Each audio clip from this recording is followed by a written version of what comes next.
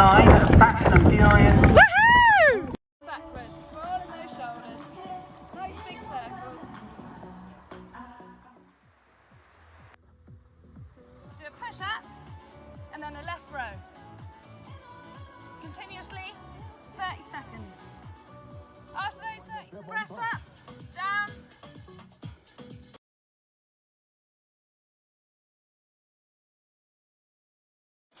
Hi, girls. Hi. You alright? It's a bit wet today, isn't it? Yeah. Good girl.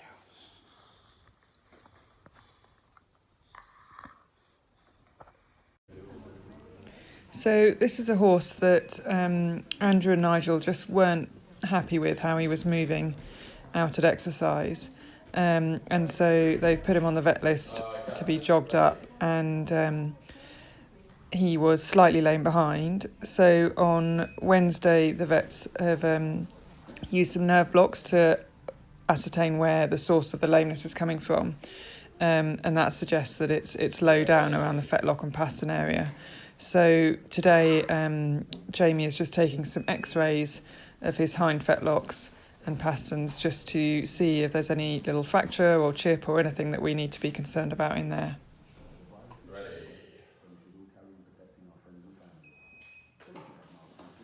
So this is one of the images we've just taken of this colt's left hind fetlock, and Jamie, who is one of our vets.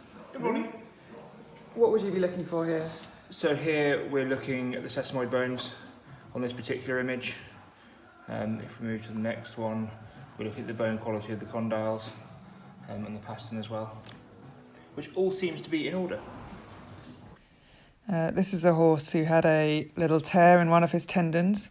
He's following a rehab program, and this is a scheduled rescan of his tendons just to see what progress he's making.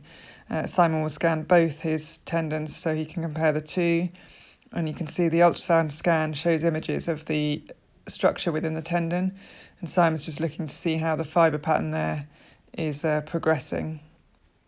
He can freeze the images and take stills for the records.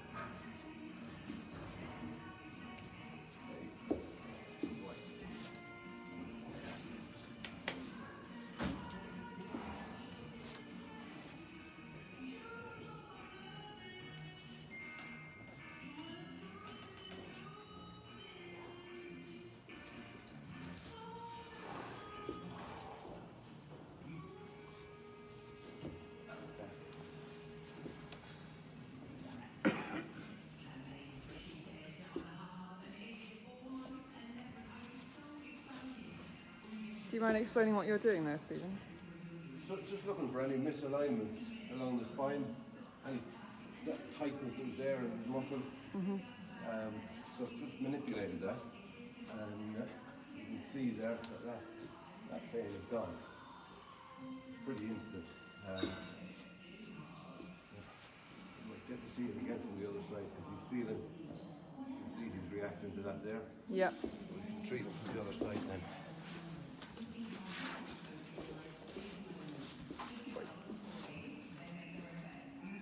There along his lumbar spine. Yeah.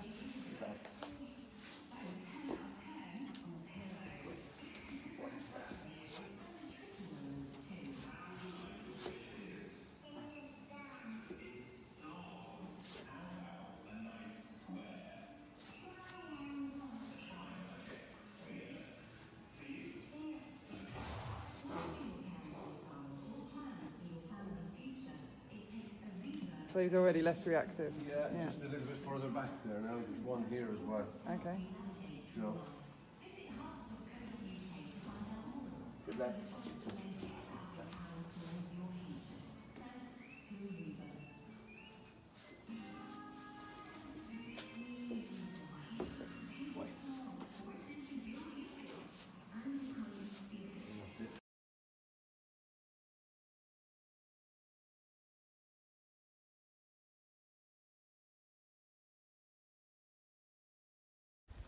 So this is a first starting stalls training session for a couple of 2-year-old colts. And you'll see that what the guys do initially is just walk them through the stalls. And for these initial sessions, we use a set of stalls which are very close to the yard. So the horses aren't far from their stables, and it's not a stressful place for them to be. You can see that this grey horse is a bit reluctant to go through. He's not sure he wants to do this.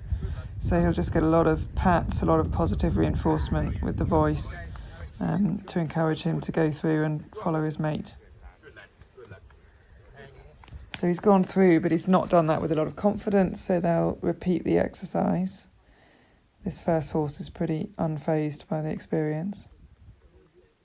Again, lots of pats, lots of encouragement with the voice.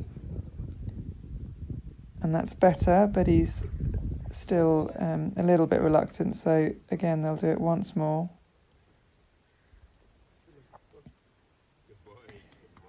And that was miles better. So now they'll move to the next stage, which is standing the horses in the stalls. And initially they'll just close the back doors, and then they'll encourage the horse to back up so that they can feel the back doors and realise that they're closed and get used to that.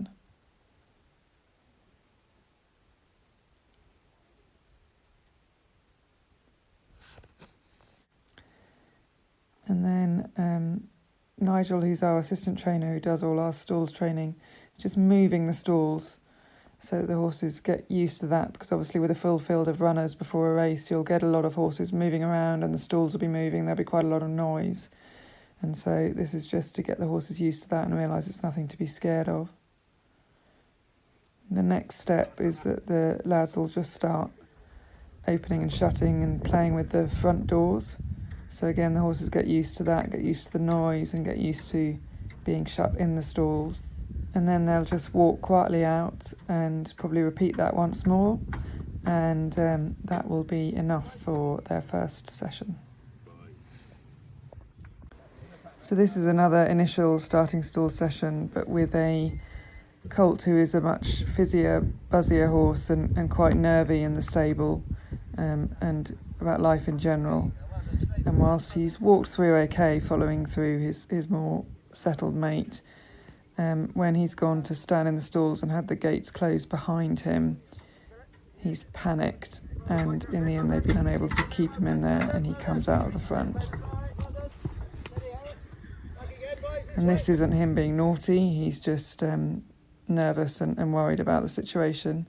So he's getting plenty of pats, plenty of positive reinforcement, bit of grass to munch on just to calm him down. And they try once more, but this time he bursts out of the back of the stall, so this is suboptimal. And so the next step is to try the Monty Roberts stalls rug on him. So this basically stops the horse from feeling the metal on the sides of the stalls and can help them settle better in the stalls. In a race, it just clips to the side of the stalls so that when the runner leaves the stalls, the rug stays in there. And so he's still fractious and a bit unsure, but he settles much more quickly with the rug on. And then the lads just give him plenty of positive reinforcement in there. That's it, well done. That's the difference of the rug, okay? Don't let that clip go on that side, then. Push it over. That's it, well done. There it is. You're in the way, you've got it. Well done. Look back, carry it back. There you go. There you go. There you go. There's a good boy. Hey, that big fella. Any of that. Well done, mate. Really good, boy. Really good. Well done. There you go. Good boy. Steady. So this is the third and possibly final session in the stalls for these two colts. As you can see, we've moved to a further set of starting stalls where they can actually jump and gallop out. The guys still start by just walking them through so they know where they are and what's going to happen. But then they move fairly quickly to standing them in the stalls and closing the gates. Again, moving the stalls and keeping them in there a fair time, as they may end up standing in the stalls for quite a long time at the races.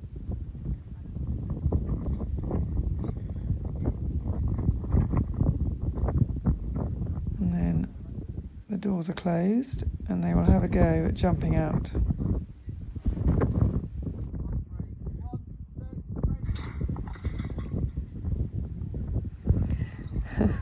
Well, they'd have given their rivals a fair few lengths at the start there, but just that initial jump out, they just take it pretty steady and aren't really pushing them on. This time they'll come in with the doors already closed, as they would at the races, and the handlers ducking out under the doors. And then they'll be asked to actually jump and quicken away this time. We don't like to overdo the amount of stalls training we do with the youngsters, in case either they become so relaxed about it that they just fall asleep in the stalls, or they become sour about it or stressed about the experience. And we don't mind if they're a little bit slow out on debut, because as long as they're relaxed and happy, they'll know much more the next time.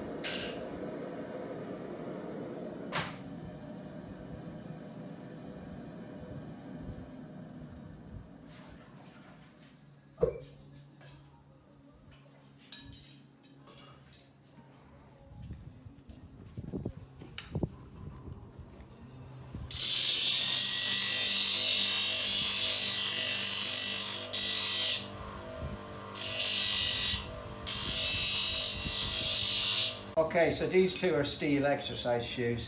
One's slightly lighter section than the other. We usually use the heavier one on somebody who's got maybe a white flat foot, needs more support and cover on the solar surface. And this is an aluminium racing plate. And there's quite a weight difference in both of these. So we tend to run them in aluminiums all round. Yeah, and just steels when they're not in Steels when they're racing. not in full training. Yeah. We tend to leave them in aluminium racing plates here. We can get between 3 and 4 weeks out of an aluminium racing plate, whereas Lambourn, Newmarket, where they have to go on the roads, they only last a couple of weeks. Yeah. But, so we don't have to change them back into steels. Yeah, so once they're racing regularly, they just stay in the alleys. Yes. Yeah. So this is the blackboard outside the farrier's forge, where the guys in the yard will write any horse that's lost a shoe or got a problem with its shoes and where it lives, so Eugene knows to go and find it. And this is how he gets around the yard with all his kit. Ingenious.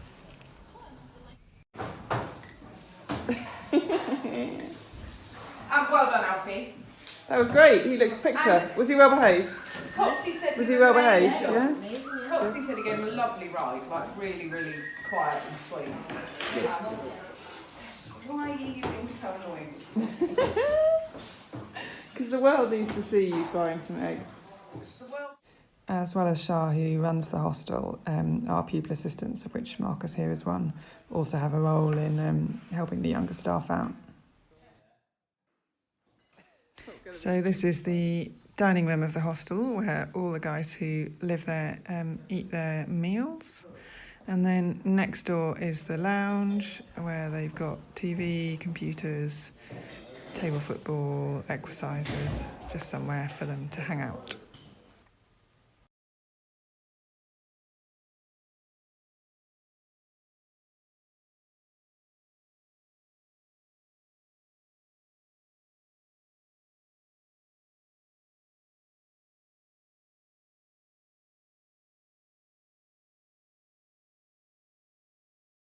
So pretty much all of our horses are exercised in a simple snaffle bit, like this Egbert snaffle or this loose ring one. And pretty much all of them are ridden in a simple half-tree exercise saddle with a couple of saddle pads underneath it. Each horse has a fresh stable rubber under their pads.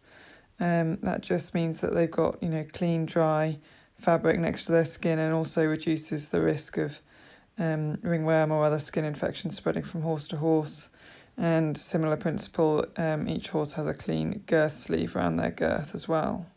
So this is a filly in standard tack, so just a simple snaffle bridle, no noseband, a bib martingale, which all our youngsters wear to start off with, and then the exercise saddle.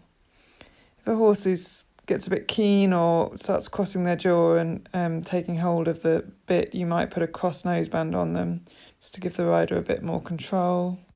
And for quite fizzy buzzy horses who find it hard to settle, a hood which just basically muffles their ears can have really significant effect. And you can combine that with a cross noseband, and also, as here, a ring bit which gives the rider even more control if the horse hangs or is very keen. It's quite a narrow-framed filly, so she's got a breast girth on to prevent the saddle slipping back, and Marie's also put a chamois on her, which helps the saddle stay in place. And then this horse has quite a high head carriage and can get a sore back, and these bungees just help keep his head in the right position and him using himself across his back. He's also got a sheepskin pad under the saddle to give him some more protection there. In terms of leg wear for the horses, bandages are useful if you need to keep a little nick or cut clean during exercise, or you need to protect the horse's legs from them knocking into themselves. We also use brushing boots for this purpose. Those are brushing boots on the front, and then this horse has also got some little fetlock boots on behind to stop him knocking himself.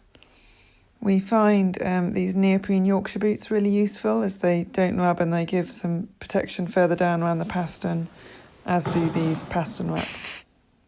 So this is an Equinety girth sleeve. It's a neoprene sleeve with a heart rate monitor in the back, and then in the pouch on the front fits a little GPS unit. And the sleeve just goes around the girth as normal and fits on the horse like this. So the horse is just exercised as normal, and then I plug in the GPS units afterwards and upload the data. I then allocate the data so that the system knows which horse was wearing the girth and which rider was on the horse. All of our gallops are mapped on the Equinety system, so the system will automatically know which gallop the horse was working on.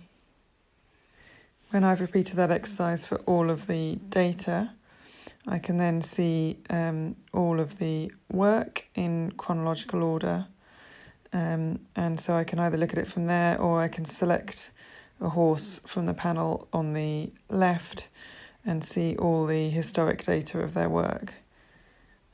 So I'll just show you some of Camico's data. So this brings up all the times I've tracked Camico in reverse chronological order. I'll just pick a decent piece of work on the lock song to show you. So this will show me his splits, so how many seconds per furlong he took to get up the gallop. It'll show me his maximum speed, his average speed per furlong, his maximum heart rate, his average heart rate, his stride count, and his stride length. And then this screen will show me an image of what his heart rate was doing during the work. So he stayed very relaxed during the work, and then he's recovered quickly. We use as a recovery time the amount of time the horse's heart takes to get back down to 120 beats per minute. And he's done that in a minute, which is pretty quick off the lock song. This screen gives a bit more detail on stride length and stride frequency, which can help indicate what distance the horse should be racing over. And I also keep an eye out for any change in stride length from normal, which could indicate that the horse has an issue. So Kev is one of our barn managers.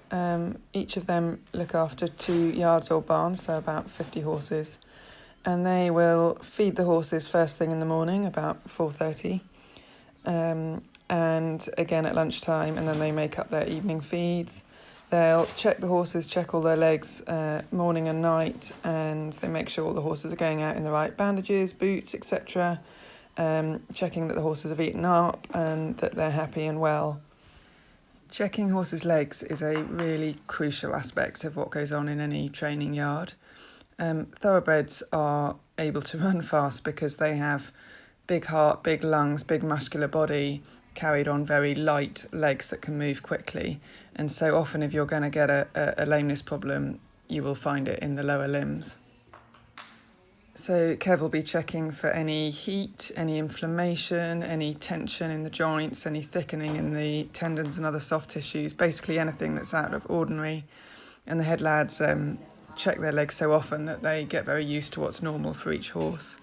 And Kev will then report to Nigel morning and night any horses that have left feed or any horses where he's concerned about anything with their legs. Obviously, if it's a little nick or cut that he's not worried about, he can clean up and treat that himself. But if it's anything more significant, then he'll speak to Nigel and we may need to get the vets involved. And in turn, Nigel will liaise with Andrew about anything that's an issue of concern and anything to go on the vet list. So the horses get 3 feeds a day, the first at about 4:30, 5 o'clock in the morning, the next at lunchtime and the last in the evening. In the mornings and at lunchtime they get fed from the barrow and they each get a scoop of the relevant feed and then they get a bigger feed in the evening. We feed spillers, racehorse cubes, the power cubes for the horses in full work and the lay-off cubes for those who are doing less in the way of training. In the evenings the horses get 2 scoops of feed and also some chaff and any supplements that they need.